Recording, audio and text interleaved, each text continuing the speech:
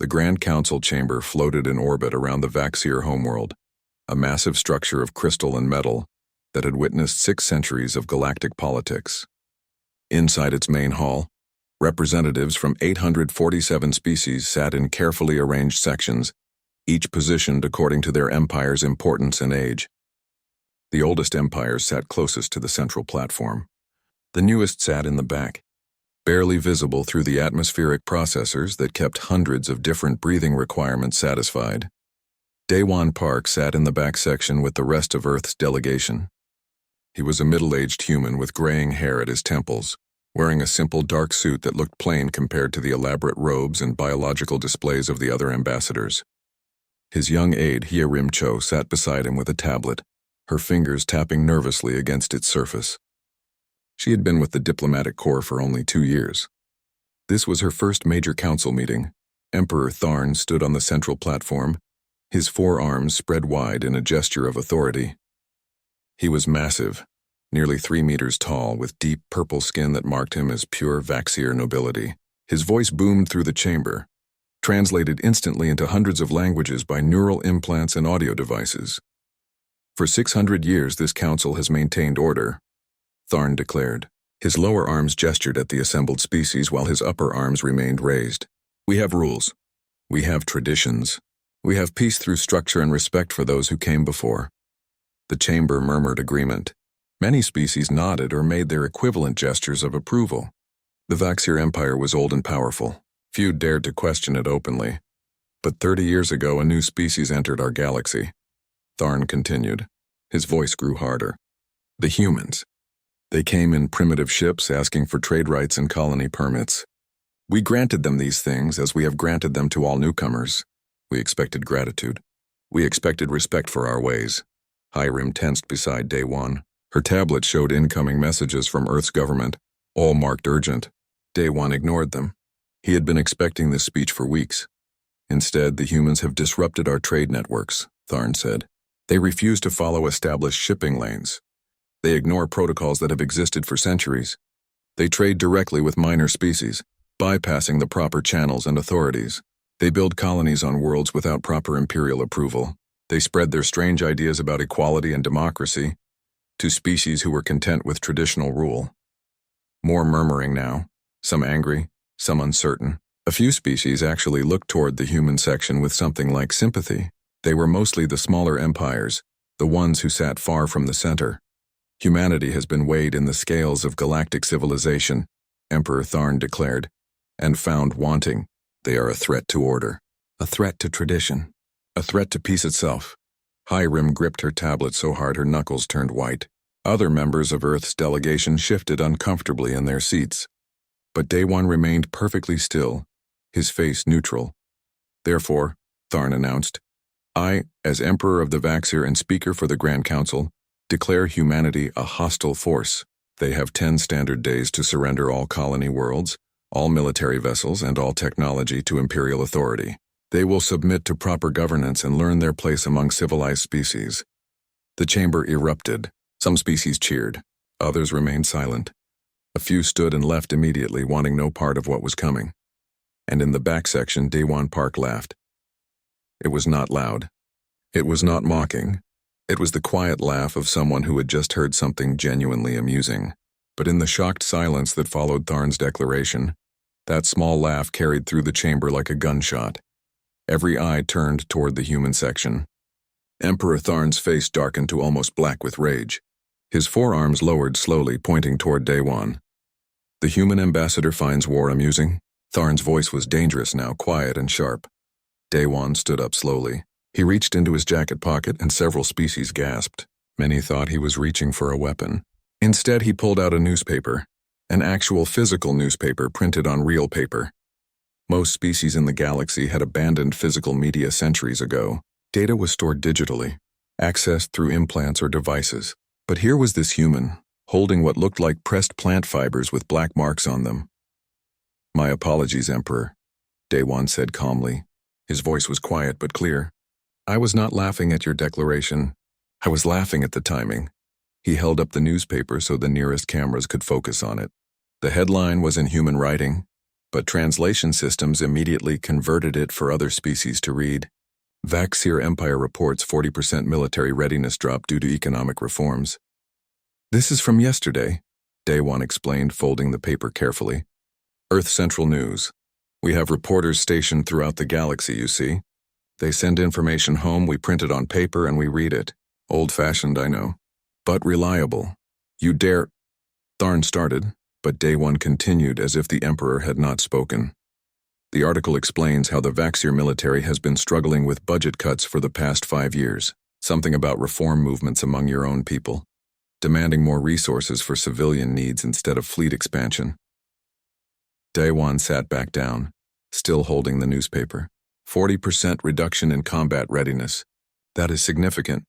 Hiram stared at her boss with wide eyes. Several other ambassadors looked shocked that anyone would speak to Emperor Tharn this way, but a few, particularly those from smaller species, looked thoughtful. Our military strength is none of your concern, human, Tharn said coldly. We have 10,000 warships. Your entire species has what, 300? 400 at most? 312, actually, Daewon confirmed, opening his newspaper and appearing to read it casually. We keep close count of such things.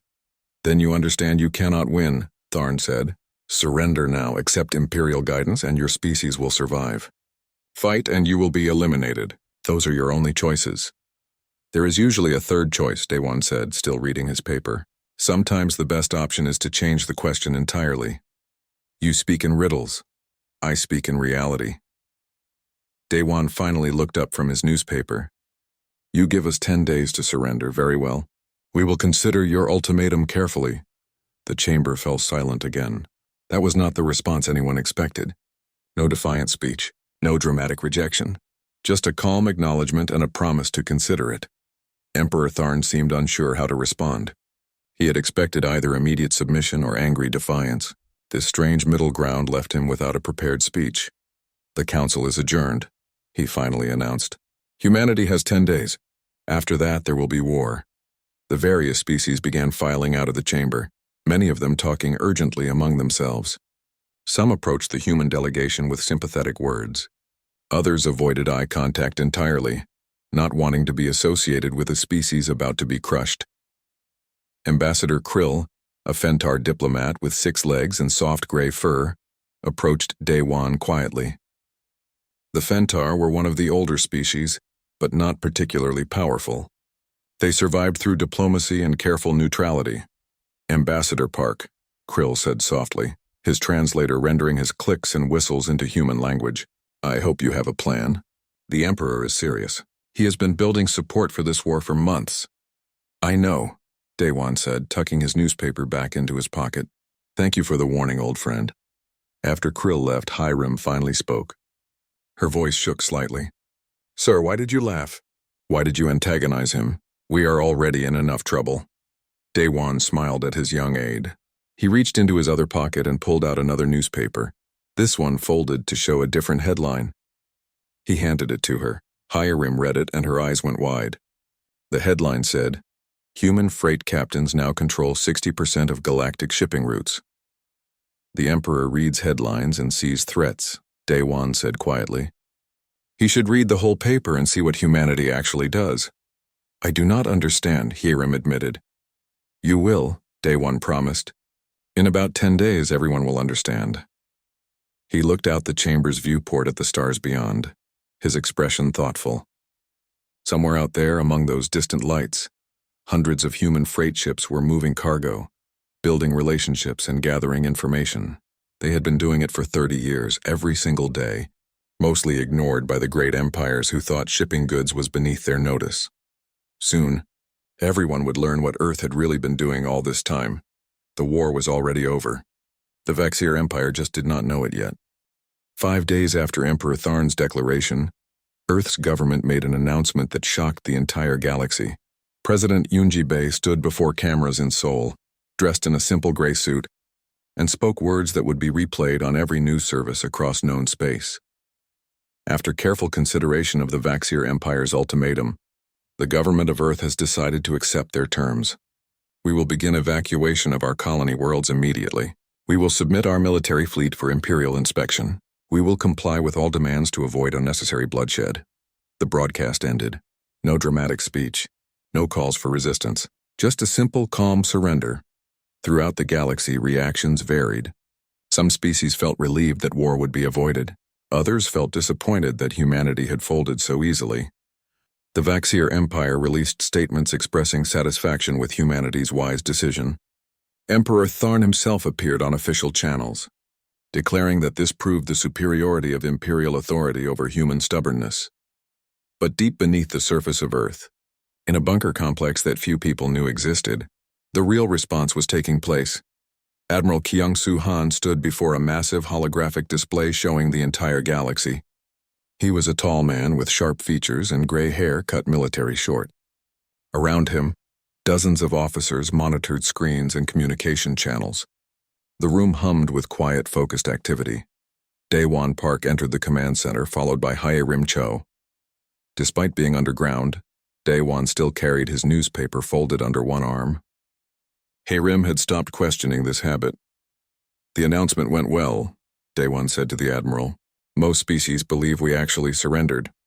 "Some of our own people believe it too," Kyung-Soo replied, his eyes never leaving the display. "We are getting panic calls from colony governors demanding to know if this is real." "Let them panic," President Yoon Ji-bae said, walking up to join them. She was shorter than both men, with sharp eyes behind thin glasses. "Fear makes for convincing performances. The Vaxier have spies among us. If our people believe the surrender is real, the Vaxier will believe it too. And when do we tell our people the truth?" Hae-Rim asked quietly. "When it matters," the president replied. "Right now, only the people in this room and a few hundred others across the fleet know about Protocol Grey Morning." Hae-Rim had heard that name several times in the past few days, but still did not fully understand it. She was about to ask when a new voice called out from across the command center. "Admiral, we have confirmation from Captain Song. All freight vessels have received their orders and are executing on schedule." Kyung-Soo nodded. "Good. Show me the shipping network status." The holographic display changed, showing lines of light connecting thousands of star systems. These were the major trade routes that kept galactic civilization running. Cargo ships moved constantly along these routes, carrying everything from food to manufacturing components to luxury goods. It was unglamorous work that most empires considered beneath them, so they contracted it out to smaller species. And over the past 30 years, humanity had quietly taken over most of that work. 63% of all galactic shipping is now handled by human-owned or human-operated vessels, an officer reported. That number climbs to 78% if you include routes where we have partial control through partnership agreements. President Yoon Ji smiled, though there was no humor in it.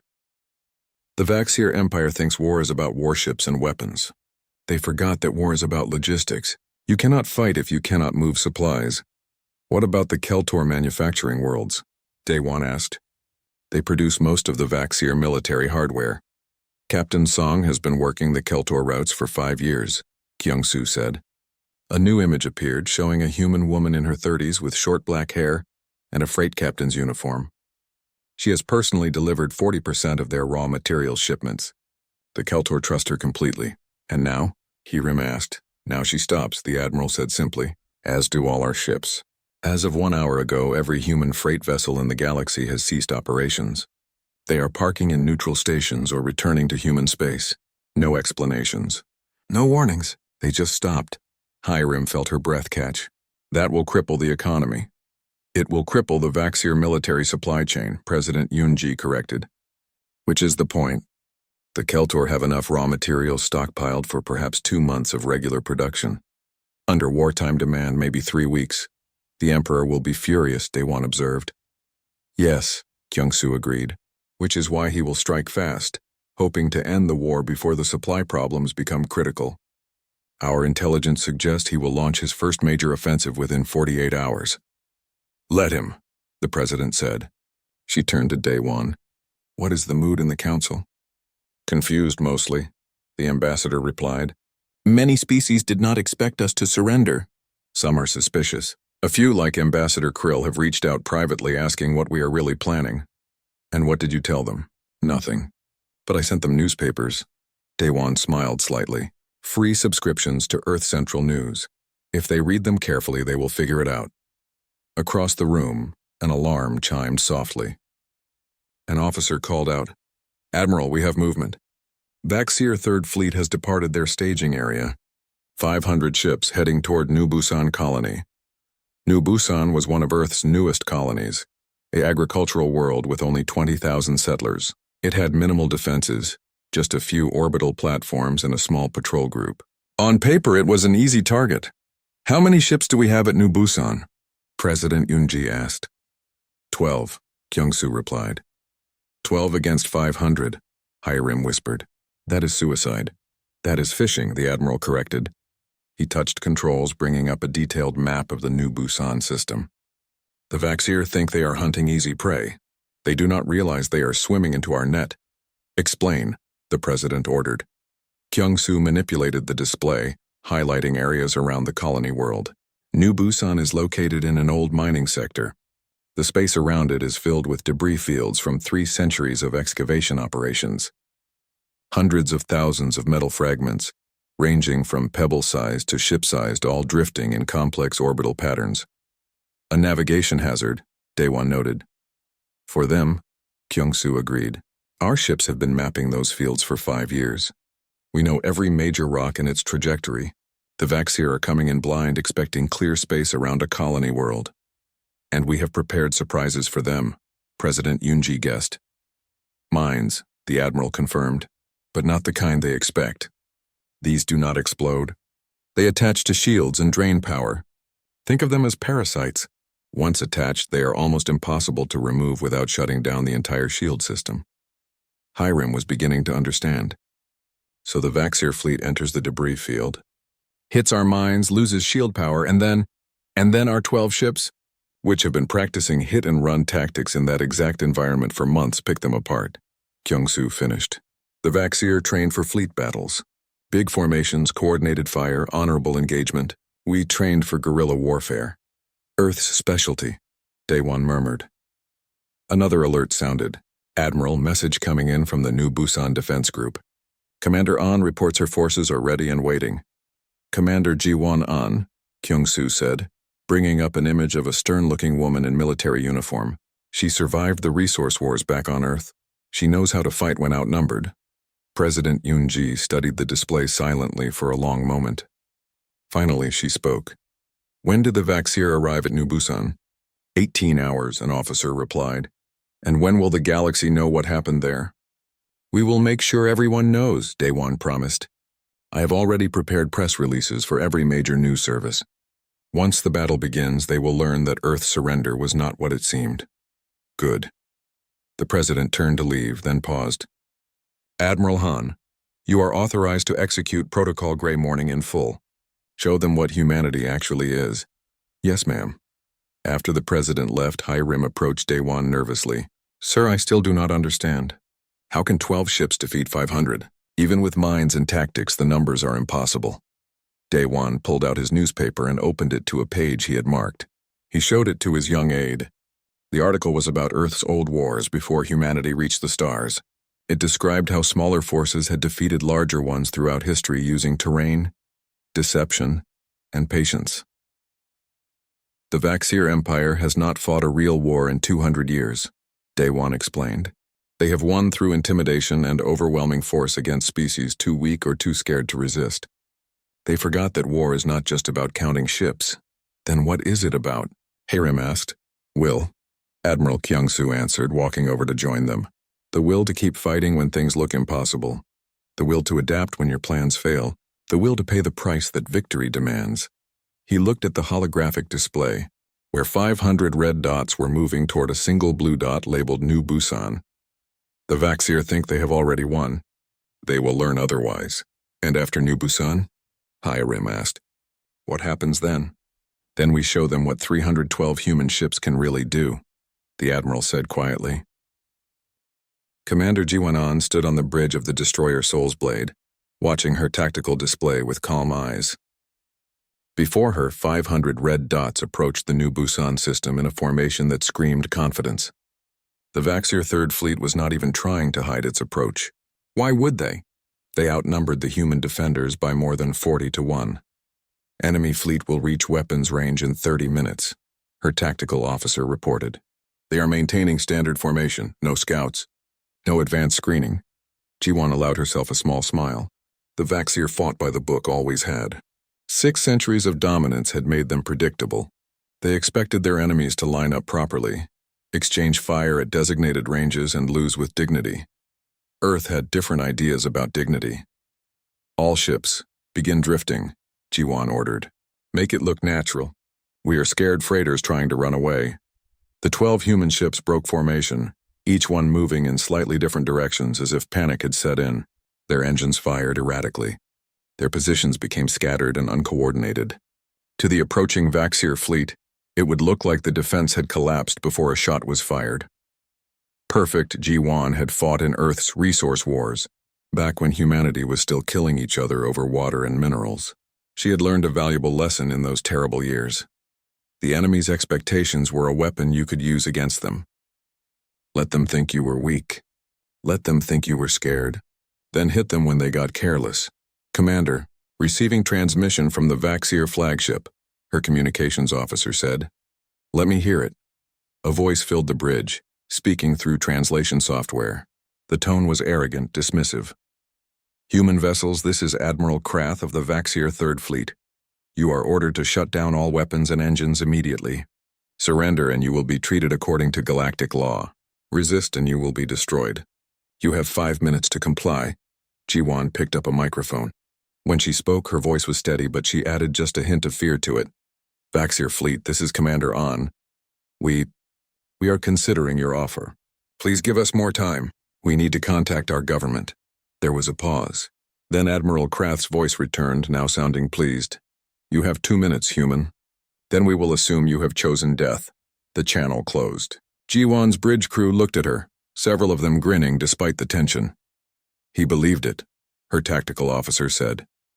Of course he did, Jiwan replied. We are scared little humans facing the mighty Vaxir Empire. Why would we not beg for more time? She checked her display. The enemy fleet was entering the debris field now, massive capital ships pushing through clouds of metal fragments without slowing down. Their shields deflected the smaller pieces easily. Activate the mines, all of them. Throughout the debris field, thousands of small devices came to life. They had been floating dormant for months, looking like ordinary chunks of metal and rock. Now they began to move, using tiny thrusters to adjust their positions. They did not head toward the Vaxir ships directly. Instead, they positioned themselves in the paths where the ships would be. The first mine made contact with a Vaxir cruiser's shield. Instead of exploding, it latched on like a tick on skin. Its internal systems activated, creating a feedback loop that began draining power from the shield generator. One mine was barely noticeable, but within minutes each Vaxir ship had dozens of mines attached to its shields. Enemy shield strength dropping, the tactical officer reported. They are trying to shake the mines off, but it is not working. They would need to completely shut down their shields to remove them, Jiwan explained to a young ensign who looked confused. And if they do that in a debris field, all these rocks will tear through their hulls. So they are stuck. Weakened shields or no shields. Both options are bad for them. Commander, the enemy is returning fire, someone shouted. Evasive patterns, Jiwan ordered calmly. Use the rocks. Make them work for it.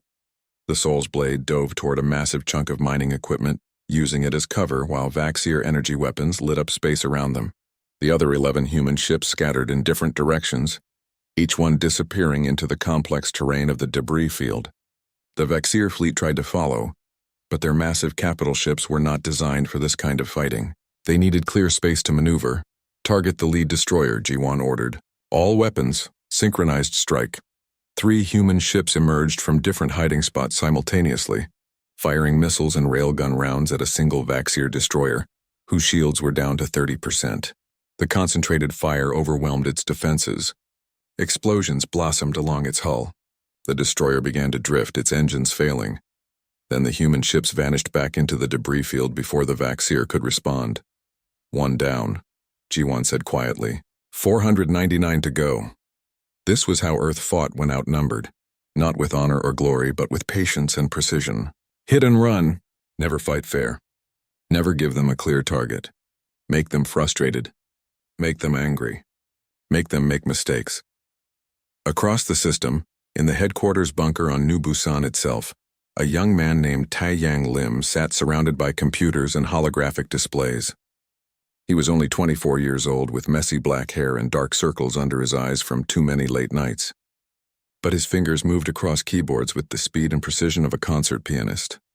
"I'm in their communication network," he announced to the room. "They have decent security, but nothing amazing.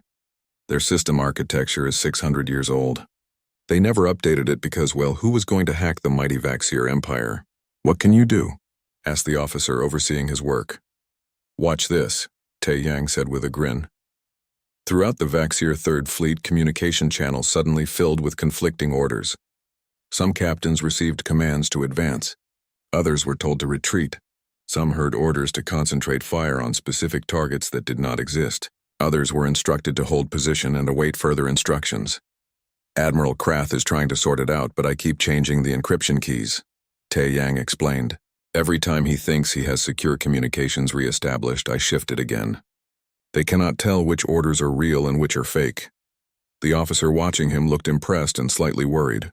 "Can they trace this back to us?" "Eventually, sure," Taiyang admitted. "But by then it will not matter. Oh, hold on, I'm picking up something interesting." He pulled up a new screen showing internal Vaxier communications. Some of their captains are starting to question whether this whole invasion was a good idea. Apparently nobody told them about the supply shortages. Back on the Soul's Blade, Ji-won was coordinating the hit-and-run attacks when her communications officer suddenly looked confused. "Commander, I am receiving a strange message on an open channel. It is from one of our freight ships." "Put it through." A woman's voice came over the speakers, calm and professional. "This is Captain Bo-Ra Song of the merchant vessel Morning Calm. I am currently at the Keltor manufacturing station in Sector 47. I have a delivery for the Vaxier fleet, but I am having trouble finding them. Can someone provide updated coordinates?" Ji-won understood immediately. This was psychological warfare. Captain Song was broadcasting on channels the Vaxier could hear, casually asking for their location, as if she was just trying to deliver cargo. The message was clear. Human freight operations were so widespread that they could find you anywhere. But there was more. "The Keltor send their regards, by the way," Bo-Ra continued. "They wanted me to mention that they have suspended all weapons production until their raw material shipments resume. They estimate it will take about 6 months to fulfill current Vaxier orders once materials arrive. Hope that does not cause any problems." 6 months. Every Vaxier officer hearing that broadcast would understand what it meant. No new weapons, no new ammunition, no replacement parts. They would have to fight with what they had right now and nothing more.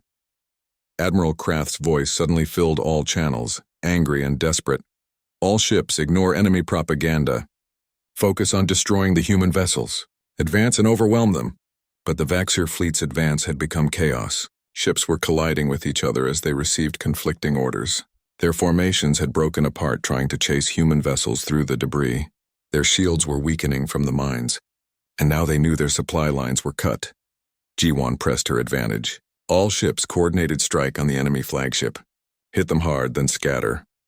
The 12 human destroyers emerged from hiding simultaneously, all of them targeting Admiral Krath's massive command carrier. Missiles and railgun rounds hammered its weakened shields. The carrier shuddered under the impact, its shields failing completely in several sections. Then the human ships vanished again, leaving the Vaxier fleet spinning in confusion. "Enemy fleet is breaking formation," the tactical officer reported. "Some ships are trying to pursue us. Others are pulling back to protect the flagship. They have lost cohesion." Ji-won nodded. "Keep up the pressure. Do not give them time to reorganize." For the next 6 hours, the Battle of New Busan continued. The humans never stopped moving, never gave the Vaxier a clear shot, never fought the way the enemy expected.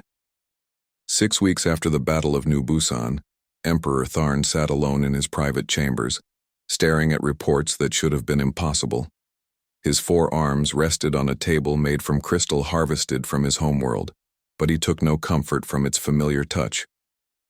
The numbers before him told a story he refused to believe.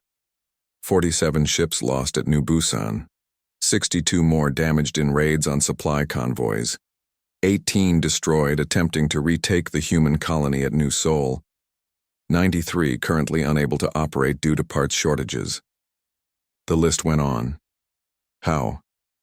How were these primitive humans doing this? A chime announced a visitor.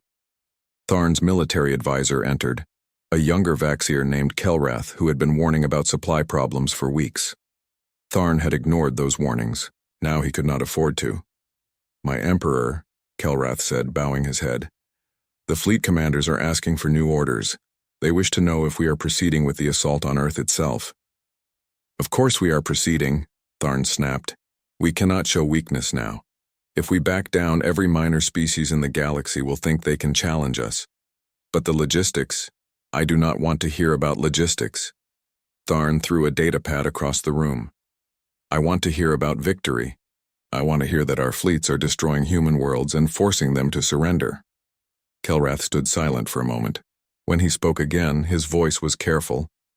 "My Emperor, perhaps we should consider negotiations. The humans have proven more capable than expected. We could offer them favorable terms in exchange for—" "Never." Tharn stood, his full height making Kelrath take a step back. "I declared war before the entire council. I promised we would bring humanity to heel. If I negotiate now, I will look weak. The council will question my leadership. Other species will think they can refuse our authority. With respect, my Emperor, they already are refusing our authority. 16 species have pulled out of their alliance agreements. The Fentar have openly sided with the humans. Trade has collapsed throughout the core worlds. Our own people are protesting the war." "Then we end it quickly," Tharn said firmly. "We take 3,000 ships to Earth. We show them such overwhelming force that they have no choice but to surrender. One decisive battle, and this humiliation ends." Kelrath looked troubled but bowed. "As you command, my Emperor. I will relay orders to the fleet." After he left, Tharn sat back down and pulled up a holographic display showing Earth's solar system. Such a small, insignificant star system. One yellow star, a few rocky planets, some gas giants. Nothing special. Nothing that should have caused him this much trouble. But somehow these humans had turned his certain victory into a grinding, frustrating conflict that was costing him more than just ships. It was costing him respect, authority, and the fear that kept the Empire together. So he would crush them. He would bring such force to their homeworld that they would beg for mercy. And then when they were broken, he would make them an example that would echo through the galaxy for centuries. The Vaxier Empire would remember its strength, and everyone else would remember their place. Far from the Vaxier capital aboard the freight vessel Morning Calm, Captain Bora Song was having a very different kind of day. She sat in her small captain's chair, drinking coffee from a mug that said, "Best Delivery Captain in Sector 47, and watching her sensors carefully. 3,000 ships, she said to her co-pilot, a young human named Jamin. "That is a lot of ships." "Are you worried?" Jamin asked. "No," Bora replied honestly. "I have been doing this job for 15 years. I have flown through war zones, pirate territory, and stellar anomalies. I delivered medical supplies to a plague planet once, and the quarantine fleet tried to stop me." She smiled at the memory. "I got through anyway. 3,000 Vaxier ships heading for Earth? That is just another obstacle." "But what can we do?" Jamin gestured at their small ship. "We are freight haulers, not warships. We do what we have always done," Bora said. "We deliver the package. Speaking of which, we should be arriving at the rendezvous point soon." Her sensors showed a cluster of human freight ships gathering at a coordinates between Vaxier territory and Earth. There were hundreds of them, all civilian vessels that had spent decades hauling cargo across the galaxy. They looked harmless. They were not. "All ships, this is Captain Song," Bora transmitted on the encrypted channel. "Everyone ready?" Responses came in from captains across the small fleet. They were ready. They had been preparing for this moment for years. "Then let us remind the Empire why freight ships are the real power in the galaxy," Bora said. "Not because we carry weapons, but because we carry everything else." Back on Earth, in the Defense Command bunker, Admiral Kyung-Soo Han watched the Vaxir fleet's approach with satisfaction rather than fear. President Yoon Ji-bae stood beside him, along with Daewon Park in a room full of military officers and government officials. Above them, the moon hung in the sky, looking perfectly normal. It would not look normal for much longer. "They are coming straight for us," an officer reported. "No deception, no clever tactics, just 3,000 ships in full battle formation."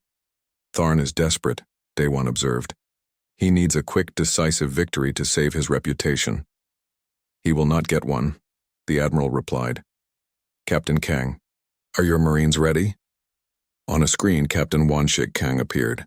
He was a stocky man with scars on his face from old combat. Behind him, his Marine company stood ready in full combat gear. "Ready, sir. We have been training for boarding operations for months. Just give us targets." "You will have plenty," Kyung-Soo promised. "Commander An, status of the outer defense perimeter?" Ji-won An's face appeared on another screen. She was aboard the Soul's Blade again, positioned near Mars with the rest of Earth's destroyer fleet. "We are ready, Admiral. The Vaxir will not find this system as easy to navigate as they expect." "Good." The Admiral turned to a civilian scientist, Dr. Min-seo Yoon, who had been working with the military for weeks. "Doctor, are you confident in your psychological profiles?" Min-seo nodded. She was a xenobiologist who had spent years studying alien cultures. The Vaxir fight according to ancient honor codes. They expect formal battles, clear challenges, defined roles. They believe there is a proper way to conduct war. We are going to violate every single one of those expectations, and it will break their morale faster than any weapon. "Then let us begin," President Yoon-ji said quietly. "Show them what humanity built while they were busy being arrogant." The Vaxir fleet entered Earth's solar system at Jupiter, their ships emerging from hyperspace in perfect formation.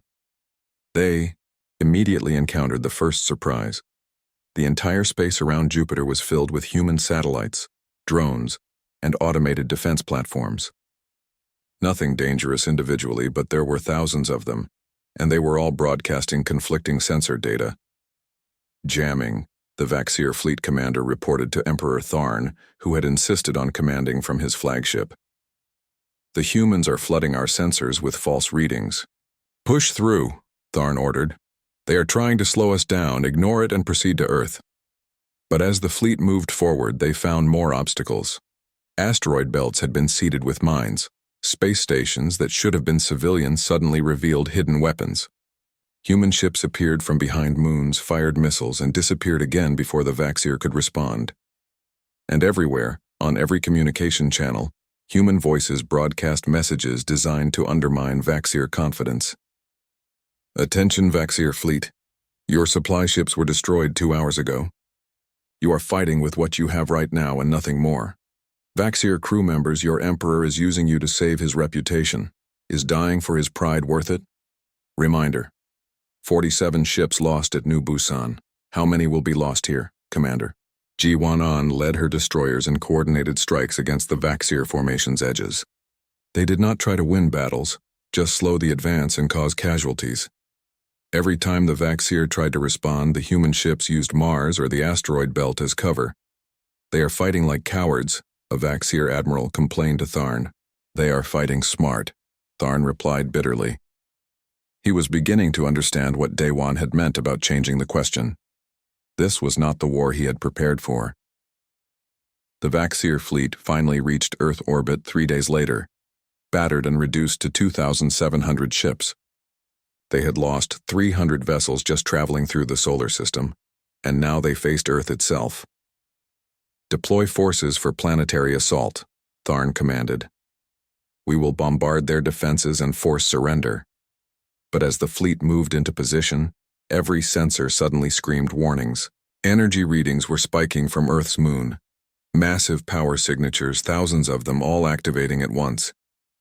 "What is that?" Tharn demanded. On Earth, Admiral Kyung-Soo Han smiled and pressed a button. "Fire." The moon's surface erupted with light. Hatches opened across its entire facing side, revealing weapons that humans had been installing for 30 years. Railguns, missile batteries, energy cannons, and systems the Vaxir had never seen before. The moon was not a moon anymore. It was a fortress. The first volley caught the Vaxir fleet completely unprepared. Ships that had lowered their shields to save power for assault operations suddenly found themselves under devastating fire. 3 months after the Battle of Earth, the Grand Council chamber looked the same as it had when Emperor Tharn declared war on humanity. The same crystal walls, the same carefully arranged seating, the same atmospheric processors humming quietly, but everything had changed. Tharn stood in the center of the chamber, not as emperor, but as defendant. His forearms were bound with ceremonial restraints. His purple skin looked pale and faded. Around him, representatives from 847 species watched with varying expressions of satisfaction, pity, or simple curiosity. The mighty emperor was on trial, and the human ambassador was presenting the prosecution. Daiwan Park stood at a podium, his simple dark suit a stark contrast to the elaborate robes of the other ambassadors. He held his newspaper, the same one he had laughed over months ago, though it was worn now from constant carrying. Beside the podium, holographic displays showed evidence, communications records, financial transactions, testimony from dozens of species. For 600 years, Daewon said calmly, the Vaxir Empire maintained control through a simple system. They told everyone it was about tradition, about honor, about maintaining order. But the evidence shows something different. He gestured at the displays. The Vaxir controlled shipping routes and charged fees that made trade unprofitable for smaller species. They controlled manufacturing through exclusive contracts with the Keltor, preventing competition. They controlled communications by owning the relay networks. Any species that protested found their complaints lost in bureaucracy. Any species that resisted found themselves facing overwhelming military force. Tharn spoke up, his voice still carrying authority, despite his circumstances. We maintained order. Without the Empire, there would be chaos. Smaller species need guidance, need structure.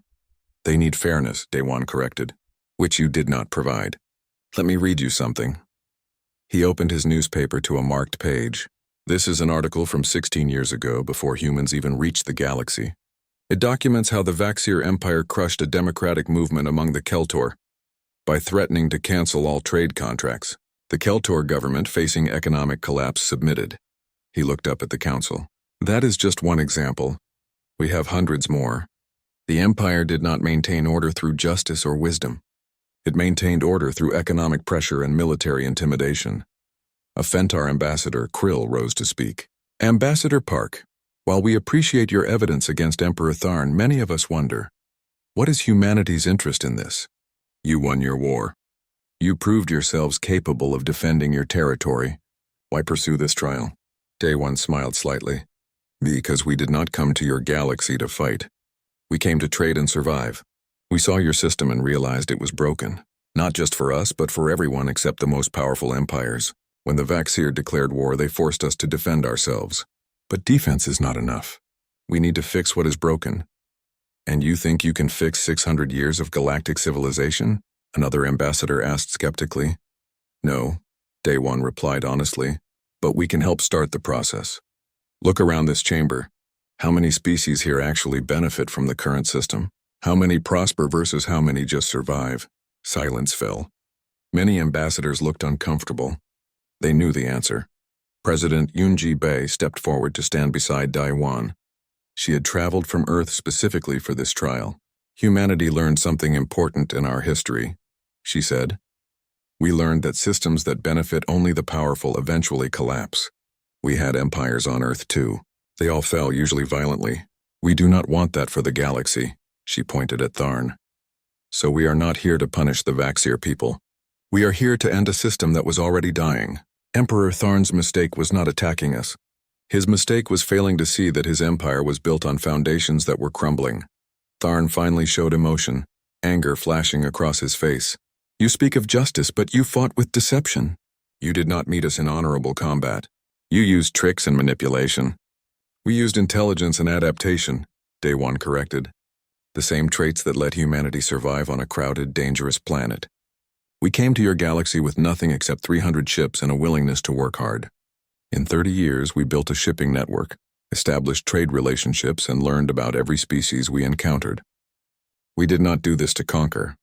We did this to survive. He walked closer to Tharn, looking the former emperor in the eyes.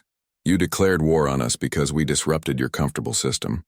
Because we offered fair prices to small species. Because we refused to follow rules designed to keep us weak. You thought crushing us would send a message to everyone else. You were right about the message, just wrong about who would send it. The council voted on Tharn's fate. It was not close. 731 species voted to remove him from power and strip his authority. 43 voted in his favor, mostly Vaxir loyalists. The rest abstained. But the council did something unexpected. They voted to establish a democratic government for the Vaxir homeworld, rather than punish the entire species.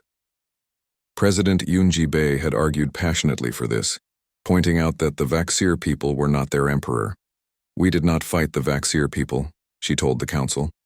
We fought their empire and its unjust system. The people deserve a chance to choose their own path. After the verdict, Daewon found himself approached by dozens of ambassadors, all wanting to talk about the future. Changes were coming to galactic civilization, and humanity was somehow at the center of it. Ambassador Krill pulled Daewon aside privately. You planned this from the beginning, did you not? The war, the trial, everything? No, Daewon replied honestly. We hoped war could be avoided. But we prepared for it, yes. And once it started, we knew it could not be just about winning battles. It had to be about changing the system that made the war possible. And now, Krill asked, what does humanity want now? Daewon pulled out his newspaper one more time. He showed Krill a small article on page 7. Human Fentar Joint Colony Proposal submitted to Council. We want what we always wanted, Daewon said. To trade fairly, to live peacefully, and to cooperate with species who share those goals. The difference is now we have proven we can defend those goals when challenged. 5 years passed. The galaxy changed slowly but steadily.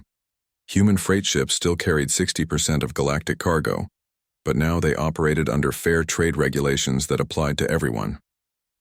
The shipping fees that had enriched the Vaxir Empire were replaced with competitive pricing that let smaller species afford interstellar commerce. Captain Bo-Ra, Song became the head of the new Galactic Shipping Union, an organization that represented freight workers from 200 species. She still flew the morning calm sometimes just to stay connected to the work she loved. Admiral Kyung-Soo Han oversaw the gradual reduction of Earth's military. The fleet shrank to 200 ships, though the Sol system's defenses remained strong as a reminder. Trust but verify, he liked to say. Commander Ji-Wan-An retired from active combat duty and began teaching at the new Interstellar Naval Academy, where officers from dozens of species learned about modern warfare tactics. She made sure they understood that weapons were important, but creativity and adaptation were more important. Captain Wanshik Kang and his Marines became the core of a new peacekeeping force, operating under Council authority to protect ships from pirates and respond to disasters. They were no longer warriors, but protectors. Dr. Min Seo-yoon established the Institute for Interspecies Understanding, where different cultures came together to study each other. Her work helped prevent the kind of misunderstandings that led to conflicts. Tae-Yang Lim became very wealthy as a cybersecurity consultant, helping species protect their networks from the kind of infiltration he had demonstrated during the war. He gave most of his money away to educational programs. The Vaxir homeworld held its first democratic elections. The results surprised many. They elected a reformist government that apologized to species the Empire had wronged and began making restitution. Not all Vaxir accepted this change happily, but most recognized it was necessary. Emperor Tharn himself was not executed or imprisoned. Instead, he was exiled to a small colony world where he lived quietly, tending gardens and writing memoirs that nobody read. Some said it was a worse punishment than death for someone who had once commanded such power. The Grand Council was restructured. Instead of power being determined by age and military strength, each species received equal voting rights. Decisions required genuine consensus rather than just approval from the powerful. It was messy and slow, but it was fair. Humanity did not join the Council leadership. They had seen what power did to empires. Instead, they participated as equals, one species among many, contributing ideas and effort rather than demanding authority. On this particular day, 5 years after the war ended, Daewon Park sat in the council chamber in his usual seat, in what used to be the back section. The seating had been rearranged so there was no back anymore, just a circular layout where everyone could see each other. But Day One liked his original spot. It reminded him of where things started. A young ambassador from a small species approached him nervously.